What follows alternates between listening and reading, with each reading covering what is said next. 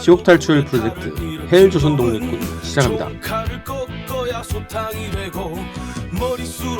헬조선 기레기 오늘 시간에는 민주노총 한상균 위원장에 대한 정부편의 보도와 관련해서 또 민주노총 박성식 대변인과 전화 인터뷰를 하도록 하겠습니다. 12월 10일 날 조교사에서 나와서 경찰에 자질 출두한 한상균 위원장에 대해서 동아일보가 조교사 주지인 지현스님과 단독 인터뷰를 진행했습니다. 이때 진행한 이 보도와 관련하여 사실관계 확인을 위해서 인터뷰를 진행합니다. 저번에 조교사에서 12월 10일 날 이제 자진 출두하셨는데 그 이후에 조교사 주지 그 지현스님하고 동아일보가 단독 인터뷰를 한 게 보도가 됐어요. 그 보도 관련해서 좀 몇 가지 사실 확인을 위해서 이제 전화드렸고요. 처음 이제 그 나온 얘기 중에 하나가 이제 한상균 위원장이 계속 그 퇴거 약속을 거듭 어겼다.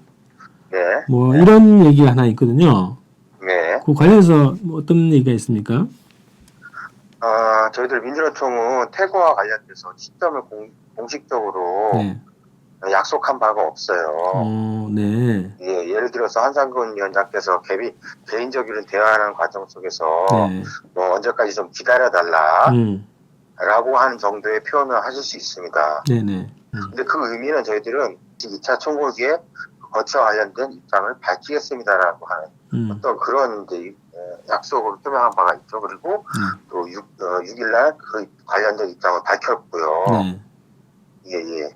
그래서 저희들이 그 중간중간에 했던 말들은 그 시점을 좀 달라라고 하는 부분들을 계속 요청을 했었고, 어느 정도 때는 고민을 해서 어느 정도 때는 저희들 입장을 좀 말씀을 드리겠습니다.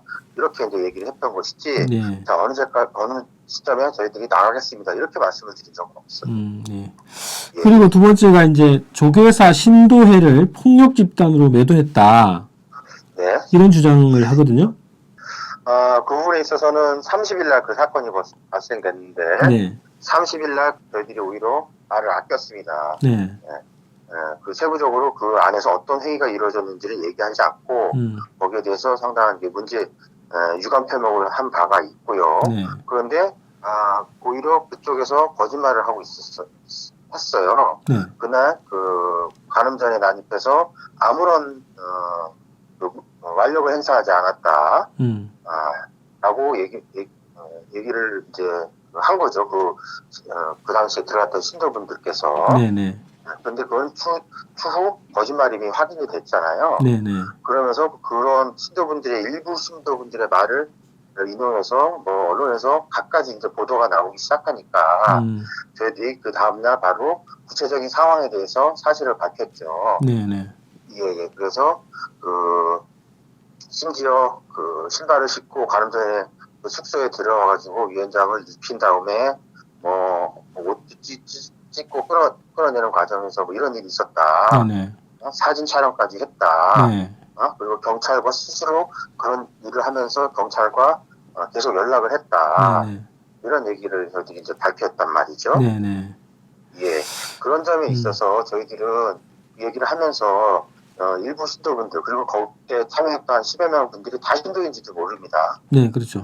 그래서 일부 신도분들의 어떤 폭력행위와 인권 유린 행위가 있었다라고 하는 분들을 표명한 바는 있지만 신도회 전체를 대상으로 그렇게 얘기한 바는 전혀 없고요. 예. 그리고 그 중앙신도회 임원총회가 있었던 날 그때도 6일까지 인내를 하고 한상균 위원장의 조속한 결단을 촉구를 하면서 그렇다고 6일이 지나서도 꼭 강제로 내보내야겠다는 의사는 아니다라고 하는 어떤 공식 입장을 발표하셨습니다. 그렇죠. 그렇죠. 예, 거기에 대해서도 저희도 신도에 대해서 비난을 한 적이 한마디도 없습니다. 비난한 것이 아니라 기다려주셔서 고맙다. 예. 그리고 6일까지 최대한 저희들이 입장을 결정할 수 있도록 내부에서 숙고를 하겠다. 이런 입장을 밝힌 바가 있습니다. 그래서 그 부분들을 수용을 해서 저희들은 6일날 재차 입장을 발표를 했죠. 물론 신도분들이 은연중에 이제 바랬던 빨리 이 문제가 해결됐으면 하는 바람에 부응하지는 못한 측면은 있습니다. 왜냐하면 조금 더 기다려달라고 저희들이 요청을 드렸기 때문에 예, 그 부분에 있어서는 좀 안타깝게 생각을 하지만, 저희들이 신청인을 전체를 무슨 폭력 집단으로 보고 이렇게 한 적은 없고, 더구나 이런 얘기가 해자되는 것들이 출처가 굉장히 불분명하다는 거예요. 지현 스님이라는 주지 스님께서 얘기하신 것처럼 말하지만, 사실상 지현 스님도 당시 현장의 상황을 전혀 당사자로서 본 게 아니라 누구 얘기로부터 전해 들은 거란 말이죠. 네네. 예, 근데 전해 들었을 가능성은 그 당시에 당시 폭력 행위를 했던 분들 가운데 누군가가 지현 스님한테 그런 얘기, 이러저런 얘기를 전달할 가능성이 굉장히 높은데, 근데 그분들이 어떤 분이냐면 바로 그 행위를 해놓고 나와서 우리는 아무것도 안 했다 들어가서 이런 얘기를 하시고, 그리고 언론에는 뭘 풀었냐면 어디 일베 사이트 내에서나 보일만한 그런 그 전라도인들이 도계사를 장악해서 좌파 스님들이 도계사를 좌지우지하고 이런 허무맹랑한 자료까지 뿌리는 분들이란 말이에요.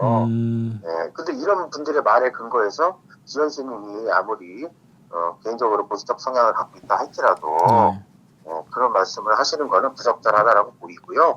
그거를 확인도 없이 써대는 조선일보, 동아일보가 대표적인데, 그거는 다분히 악의적으로 민주노총을 왜곡 비방하려고 하는 구도라고 보여집니다. 네, 이게 이어지는 건데요.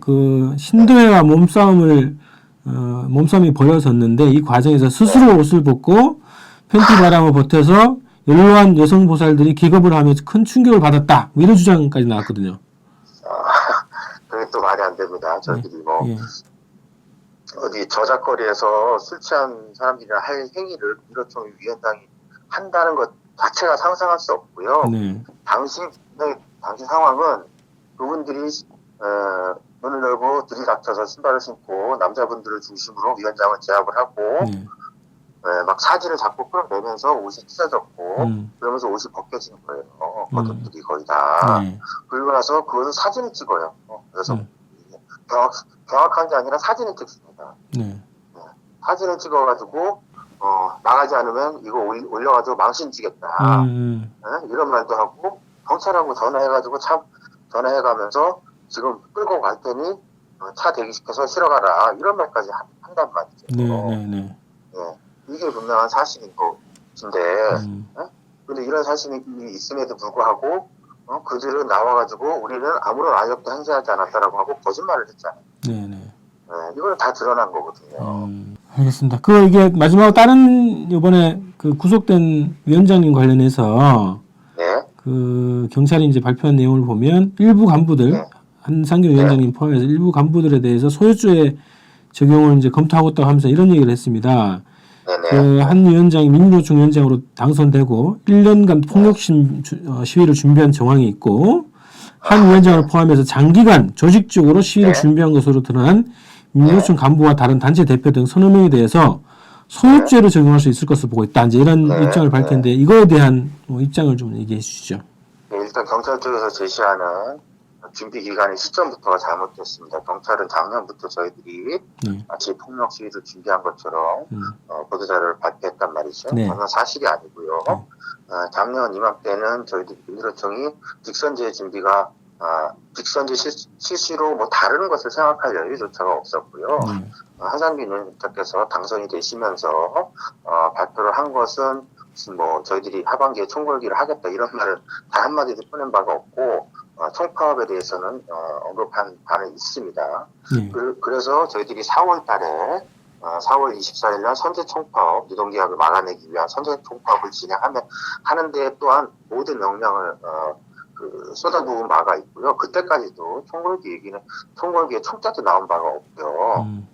그 이후에 5월달이나 6월달경에 아이디어 차원에서 노동자, 농민, 민민들이 함께 모여서 하반기에 어떤 민중대회를 여는 게 어떠냐라고 하는 얘기가 처음 나오기 시작해서 그리고 저희들이 또 7월에도 2차 총파업 시도를 했었고 9월에도 이렇게 또 시도했었고, 그런 과정에서 사실상 저희들은 총파업 준비에 매진한 바가 있고, 그 과정에서 한 총궐기 대회를 준비하는 데 있어서는 저희들은 규모가 관건이라고 봤어요. 그래서 규모를 모아내는 데 역량을 집중을 해서 한 2-3달 정도 그 규모를 모아내기 위해서 홍보도 하고 이러저러한 조직 내 그 여론도 좀 높이고 이런 과정에 집중을 했죠.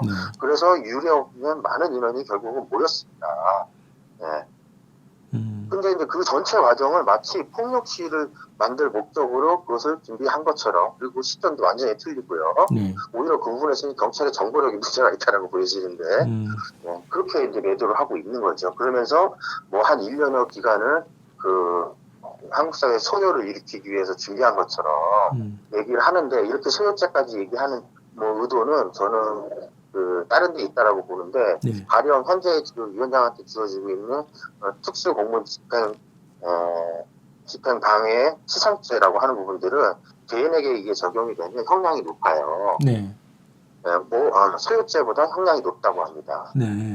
근데 굳이 소요죄를 몰고 가려고 하는 이유는 이거는 민주노총이라는 단체를 대상으로 해서 소요죄를 적용해서 향후 민주노총이 갖고 있는 모든 합법적 권리까지 빼앗아 버리겠다라고 하는 그야말로 민주노총에 대한 배면 시도의 일환이 아닌가 이렇게 보고 있습니다. 지금 그 구속 적부심이 끝나고 또 절차가 어떻게 남아 있죠? 영장이 이제 발부됐고요. 거기에 따라서 이제 계속 조사가 진행 중이죠. 여전히 경찰은 소요죄 적용을 검토를 하고 있고, 저희 민주노총 위원장께서는 그러한 어떤 공안 탄압의 부당함을 알리기 위해서 묵비라는 방식으로 조사에 항의를 하고 있습니다. 단식도 계속 하고 있다는 보도가 있던데. 단식도 계속 하시고 계시고요. 일단은 워낙 지금 상황이 안 좋은 상태에서 단식을 하셨기 때문에 그 얼마나 오래 지속할지에 대한 우려가 있어요. 그래서 저희들은 1차로 16일까지를 위원장님의 단식 투쟁의 기간으로 보고 있습니다. 내일이죠. 그 파업 시점까지. 그 시점이 지나면 위원장님께서 저희 계속적인 구금된 상태에서 조사받으면서 이런 굉장히 어려운 상태에서 이제 단식을 하시는 거잖아요. 그래서 그 지속 여부를 다시 한번 판단할 예정입니다. 알겠습니다. 오늘 인터뷰 또 고맙습니다. 네.